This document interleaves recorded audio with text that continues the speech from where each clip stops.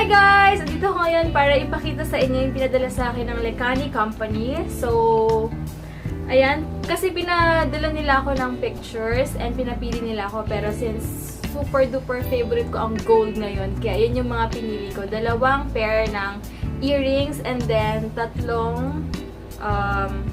necklace. So, ayan.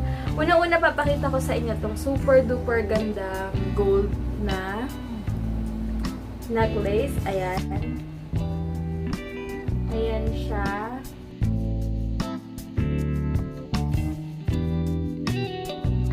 Para talaga siyang para talaga siyang tunay na gold as in. Syempre, yung mga ganito, wag iwasan yung iwasan yung malagyan ng pabango. Madali siyang mag-fade or mamuti. Kaya gawin yun na lang if ever na mag-necklace kayo, magpabango muna kayo and then bago kayo maglagay ng mga accessories. So, ayan siya. Ang ganda dito kasi meron siyang butterfly sa gilid. And di ko alam kung anong parang stone siya na, hindi naman siya pearl, pero stone. Tapos meron siyang bato-bato. Alam niyo, mahilig ako sa kinang-kinang, diba? Kaya super duper like ko siya. And ito yung pinili ko. Sa picture, hindi ko nahalatang super white siya. Pero ang nag-cut kasi ng attention ko dito, ito. Ayan, itong design na to. Kaya ayan siya. Ang ganda niya kasi simple lang and white siya, diba? And syempre, nagustuhan ko dito yung stone niya. Ayan. Then next naman, itong terno nung binigay sa akin ni Tita Connie na na necklace. Ayan. Color red. Alam niyo, mahilig ako sa red. And meron din siyang mga bato-bato sa gilid. Ayan. Ayan. Super ganda ng bato niya as in. Tsaka mukha siyang matibay. And hindi siya yung mga sa ibang accessories na madaling matanggal yung mga bato-bato. Ayan, ang ganda-ganda niya as in. Ayan. Papalitan ko mamaya yung necklace kasi susuotin ko yung isa sa mga binigay sa akin dito. And then next naman, terno nung isa kong necklace ito. Diba? Super duper cute nila. Sa personal, ano siya, medyo dirty white yung parang yung stone niya. Tapos super kinang ng stone. As in, ang ganda. Mamaya susuotin ko to. Ang cute kasi, super cute. And ito naman, napili ko siya kasi parang simple pero super elegant na talaga, guys. As in, tignan nyo. Ayan o. Diba? Super ganda. And susuotin ko sa anniversary namin. Ayan, tignan nyo. Papakita ko na lang din sa inyo pag suot na siya. Ayan. Diba? Ayan siya kapag suot na. Super simple. Ayan siya sa malapitan, guys. Ayan. O, diba? Simple lang siya. Then, next naman, yung 3 necklace naman.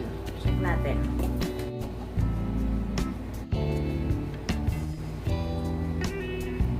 Ayan, guys. So, suot ko na yung isa. Ayan. And, terno siya dito. Diba? So, ayun lang, guys. And, kung gusto nyo umorder, lalagay ko sa description box yung link nila ng lekani.com.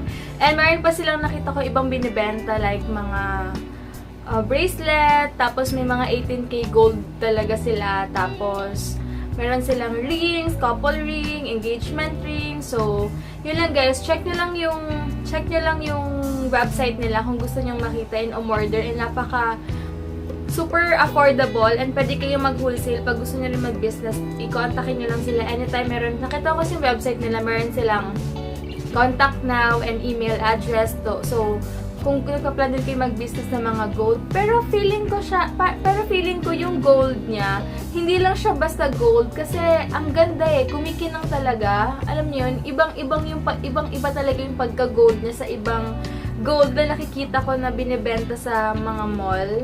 Alam mo yun, parang may quality yung pagka-gold, hindi lang siya basta gold.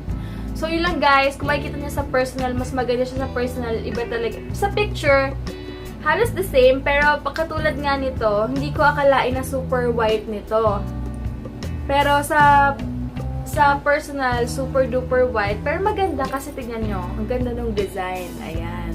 And kapag naka-plain lang kayo, basta wala lang. Kasi feeling ko rin nga, sabi rin ni MJ na yung sa skin tone ko, gold talaga yung nababagay sa akin. Kesa sa silver. Kaya ngayon, wala lang, mas trip ko lang din yung gold. Kaya nung pinapili ako ng accessories ng Lecani Company, sabi ko nga, yun nga, pinili ko lahat gold.